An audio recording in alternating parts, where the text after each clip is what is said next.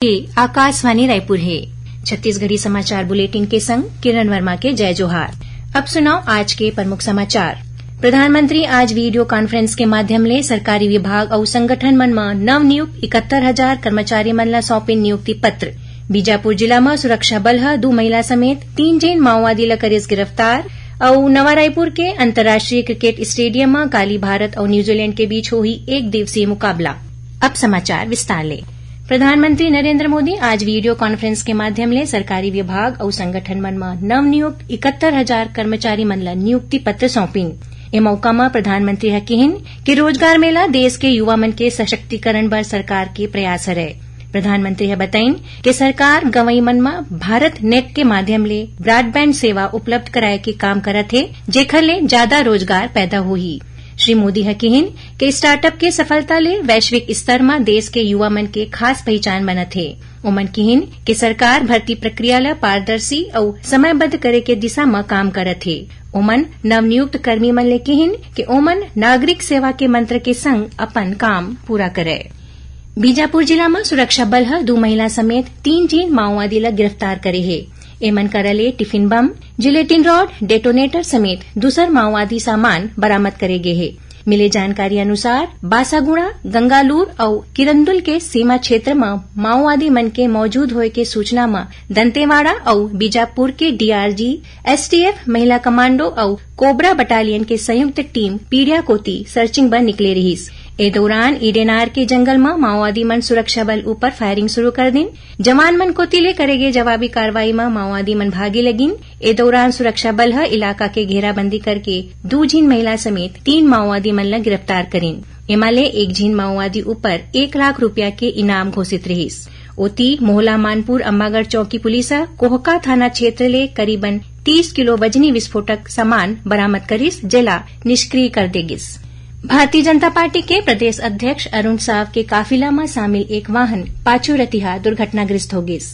ए हादसा में एक हेड कांस्टेबल के मौत हो गे, उन्हें 3 जन दूसर घायल हो गिन। मिले जानकारी के मुताबिक श्री साव पार्टी कार्य समिति के बैठका में शामिल होए बर बिलासपुर ले अंबिकापुर जावत रहीन।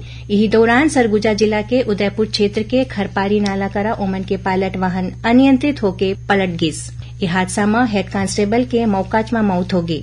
उन्हें दुर्घटना में घायल 3 मनखे मन ला अंबिकापुर मेडिकल कॉलेज में भर्ती कराए गए है। ए वाहन में चालक समेत 4 झीन जवान सवार रहिन। इंस्पायर अवार्ड मानक राज्य स्तरीय प्रदर्शनी और आदर्श प्रतियोगिता के काली दुर्ग में समापन हुईस। ए दौरान राष्ट्रीय स्तर के प्रतियोगिता बर राज्य के 22 विद्यार्थी मन ला चुने गिस। समापन कार्यक्रम में स्कूल शिक्षा मंत्री डॉक्टर प्रेमसाय सिंह टेकाम चयनित विद्यार्थी मन ला पुरस्कार दिन। ए मौका में ओमन कहिन कि जागरूकता ले ही उज्जवल भविष्य के ठोस नींव तैयार होथे। बता दन कि ए प्रतियोगिता बर देश में सबले ज्यादा पंजीयन कराने वाला राज्य में छत्तीसगढ़ तीसरा स्थान में है। छत्तीसगढ़ मदरसा बोर्ड हाई स्कूल, हायर सेकेंडरी पत्राचार पाठ्यक्रम परीक्षा और उर्दू अदीब उर्दू माहिर प्रमाण पत्र परीक्षा के समय सारिणी जारी कर दे है। ये परीक्षा 25 अप्रैल ले शुरू होही, जौन 6 मई तक चलही। परीक्षा के समय बिहनिया 8:30 बजे ले 11:30 बजे तक निर्धारित करे गे है। केंद्र अध्यक्ष डहाले अवकाश के दिन मन में विज्ञान, जीव विज्ञान, रसायन, भौतिकी और भूगोल के प्रायोगिक परीक्षा ले जाही। मदरसा बोर्ड ले मिले जानकारी अनुसार परीक्षा अवधि के दौरान शासन कोती ले यदि कोनो अवकाश अथवा स्थानीय अवकाश घोषित करे जाथे तभो ले परीक्षा मन यथावत परीक्षा कार्यक्रम अनुसार होही।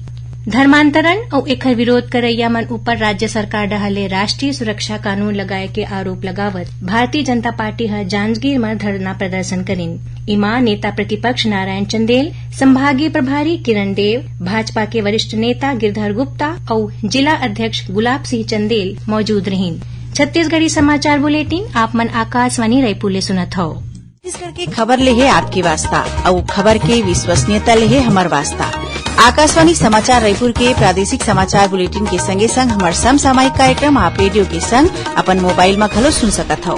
आकाशवाणी समाचार फेसबुक, ट्विटर और यूट्यूब में घलो हावय। हमार फेसबुक पेज हरे Chhattisgarh news on AIR, Twitter handle CGAIR news और हमार यूट्यूब चैनल हरे छत्तीसगढ़ AIR न्यूज। तो अब रेडियो के संगे संग आपके मोबाइल के माध्यम ले हम आप तक पहुंचत हन। छत्तीसगढ़ के हर खबर पर सुनत रहो आकाशवाणी समाचार। अब आगू बढ़बो बाँचे समाचार कोती। संयुक्त राष्ट्र संघ डहले बछर 2023 ला अंतर्राष्ट्रीय मिलेट्स वर्ष के रूप में मनाए जाथे। एकर तहत छत्तीसगढ़ के जम्मू ग्राम सभा मन में 26 जनवरी के पौष्टिक लघु धान्य अनाजों का दैनिक आहार में महत्व में विशेष वाचन करे जाही। इस संबंध में कृषि उत्पादन आयुक्त डॉक्टर कमलप्रीत सिंह प्रदेश के जम्मू कलेक्टर मन ला पत्र लिख के दिशा निर्देश देन हैं। सुनैया मन ला बता दन कि प्रादेशिक समाचार एकांश डहाले समसामयिक विषय में आधारित साप्ताहिक कार्यक्रम बातों बातों में ए बखत अंतर्राष्ट्रीय मिलेट्स वर्ष ऊपर केंद्रित रही। ए विषय में रायपुर स्थित इंदिरा गांधी कृषि विश्वविद्यालय के प्रिंसिपल साइंटिस्ट डॉक्टर CP खरेले करेगे भेंट वार्ता के दूसरा अंक प्रसारित करे जाही। एकर प्रसारण आकाशवाणी के रायपुर केंद्र डहाले काली 21 जनवरी के बिहनिया 10:30 बजे ले करे जाही। एला छत्तीसगढ़ के जम्मू आकाशवाणी केंद्र एके संग्रह रिले करही। अखिल भारतीय कांग्रेस कमेटी के सचिव और प्रदेश प्रभारी सप्तगिरी शंकर उल्का काली रायपुर अहीं। प्रदेश कांग्रेस के संचार विभाग प्रमुख सुशील आनंद शुक्ला बताइन कि प्रदेश प्रभारी काली बिहनिया 11 बजे राजीव भवन में हाथ से हाथ जोड़ो अभियान के तैयारी ला लेके वरिष्ठ नेता और कार्यकर्ता मन ले चर्चा करही।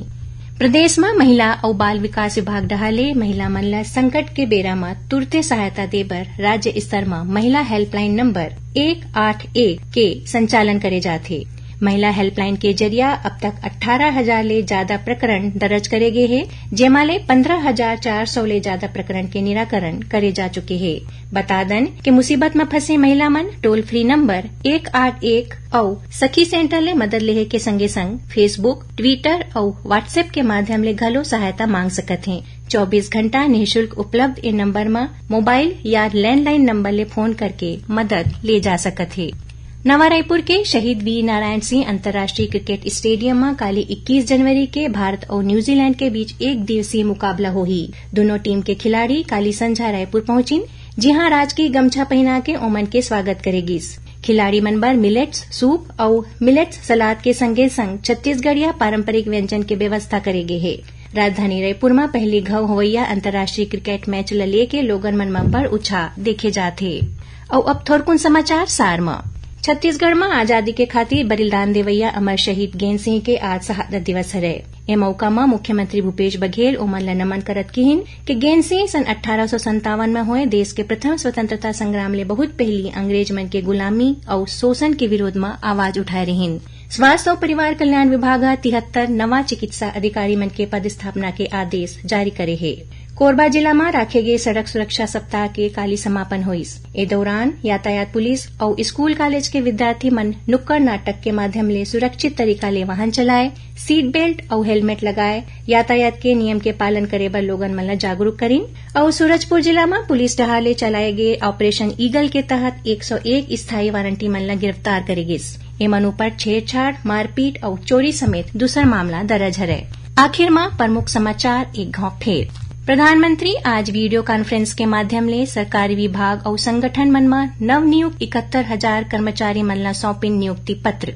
बीजापुर जिला में सुरक्षा बल 2 महिला समेत 3 झीन माओवादी ला करिस गिरफ्तार। और नवा रायपुर के अंतर्राष्ट्रीय क्रिकेट स्टेडियम में काली भारत और न्यूजीलैंड के बीच होही एक दिवसीय मुकाबला। एकरे संग छत्तीसगढ़ी समाचार बुलेटिन इहीं सिरावत है। जय जोहार।